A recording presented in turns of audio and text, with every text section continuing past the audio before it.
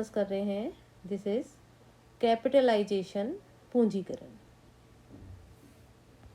तो देखिए आखिर पूंजीकरण होता क्या है। Capitalisation is quantitative concept indicating the total amount of long term finance required to carry on the business. It is the determination of the quantum of capital.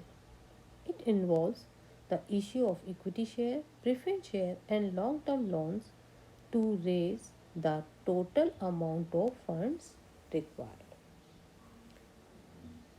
तो जो पूंजीकरण है उसका अर्थ अंशधारियों द्वारा प्रदत्त सामान्य अंश पूंजी, equity share capital, preference share पूर्वाधिकार अंश पूंजी, डिबेंचर्स ऋण पत्र, बॉन्ड आदि से प्राप्त कुल लॉन्ग टर्म कैपिटल से लगाया जाता है। इसके साथ ही जो री इन्वेस्ट करते हैं पुनर्विनियोजन के फलस्वरूप उदित जो रिजर्व कोष और सरप्लस होते हैं, रिजर्व फंड और सरप्लस, उनको भी इसमें शामिल किया जाता है क्योंकि इन्हें व्यवसायिक संस्था के लाभार्जन के कार्य में प्रयुक्त किया जाता है। क्लियर। तो इस तरह पूंजीकरण जो है वो निगम में स्वामित्व पूंजी तथा उधार ली गई पूंजी दोनों को शामिल करती है। इसके दीर्घकालीन ऋण द्वारा दिखाई जाती है। या पूंजीकरण या पूंजी के मूल्यन में पूंजी स्कंद और ऋण दोनों शामिल होते हैं। क्लियर। तो इस तरह से कैपिटलाइजेशन क्या होगा, share capital plus debenture plus long term borrowings plus reserve and surplus. Clear. तो ये क्या है, कैपिटलाइजेशन है कि जिससे कि जो कंपनी है उसकी दीर्घकालीन पूंजी होती है उससे लगाया जाता है कि कौन कौन सी कैपिटल से उस कंपनी का कैपिटलाइजेशन किया गया है। तो share capital, debenture, long term borrowings, reserve और सरप्लस अर्निंग, ये सब क्या है, capitalisation. Now theories of capitalisation. तो देखिए थियरीज आर जो है कैपिटलाइजेशन जो थियरी है, they are two popular theories of capitalisation. First cost theory of capitalisation and second earning theory of capitalisation. सबसे पहले हम बात करेंगे cost theory of capitalisation. Cost theory of capitalisation is focused on the cost of acquiring assets. The total value of capital addition under the cost theory is the sum total cost of acquiring both fixed and current assets. Under this theory, the cost incurred for issue of shares and other securities are also included in capitalization. This theory is best used by a new one as it helps to find the total amount of capital needed for establishing the business.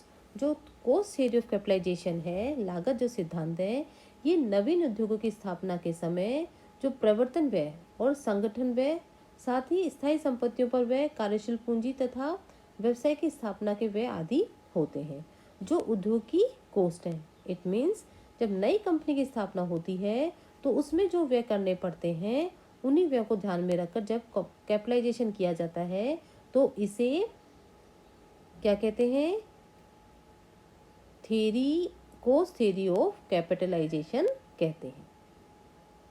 लेकिन इस सिद्धांत को हम capitalisation का आधार नहीं कह सकते हैं क्योंकि जब उद्योग की उपार्जन शक्ति अनियमित होती है तो यह सिद्धांत बिल्कुल बेकार हो जाता है। और यदि किसी उद्योग की मशीनें अप्रचलित हो जाती हैं तो ऐसी स्थिति में भी उसकी उपार्जन शक्ति कम हो जाती है, जिसके कारण क्या होता है, उसे उचित प्रतिफल प्राप्त नहीं होता तथा जो उद्योग है उसमें ओवर कैपिटलाइजेशन हो जाता है। तो इस तथ्य को ध्यान में रखते हुए पूंजीकरण का उपार्जन सिद्धांत अपनाया जाता है। कौन सा, को अर्निंग थियरी ऑफ कैपिटलाइजेशन, उपार्जन सिद्धांत। Under this theory, the earning capacity of the business is considered as the basis of capitalization. According to this theory, the capitalized value of earning of the firm is the amount of capital addition capitalization. Industries representative rate of return is taken as a rate of capitalization. Clear? तो जो earning theory है वो ये बताती है कि उद्योग का वास्तविक मूल्य उसकी उपार्जन शक्ति पर निर्भर करता है, उसकी अर्जन शक्ति पर निर्भर करता है, एवं व्यवसाय का जो उद्देश्य है वो उपार्जन होता है। इसलिए कैपिटलाइजेशन उपार्जन के सिद्धांत पर किया जाता है, अर्निंग के सिद्धांत पर किया जाता है। वास्तव में अर्निंग तथा कैपिटल इन्वेस्टमेंट एक दूसरे के आश्रित होते हैं, एक दूसरे के पूरक होते हैं। इसलिए कैपिटलाइजेशन के जो बेस के रूप में अर्निंग थ्योरी को माना जाता है।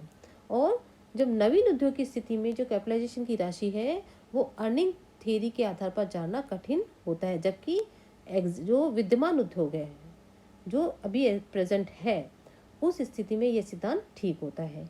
इस सिद्धांत के आधार पर कैपिटलाइजेशन की राशि ज्ञात करनी हो तो संस्था को वर्तमान अर्जन राशि तथा बाजार मूल्य में जो प्रत्यय की रेट है, रेट ऑफ रिटर्न ज्ञात करनी पड़ती है। कैसे? The value of capitalisation calculated in this theory, capitalisation equals to average annual future earning divided by capitalisation rate into 100। Clear? मान लीजिए किसी व्यवसाय की जो अर्जन राशि है वो है 60,000। क्लियर? अर्निंग है 60,000 है, और जो रेट ऑफ रिटर्न है, कैपिटलाइजेशन की जो रेट है वो मान लीजिए उसकी 10% है, तो पूंजीकरण की राशि क्या होगी, कैपिटलाइजेशन की रेट क्या होगी?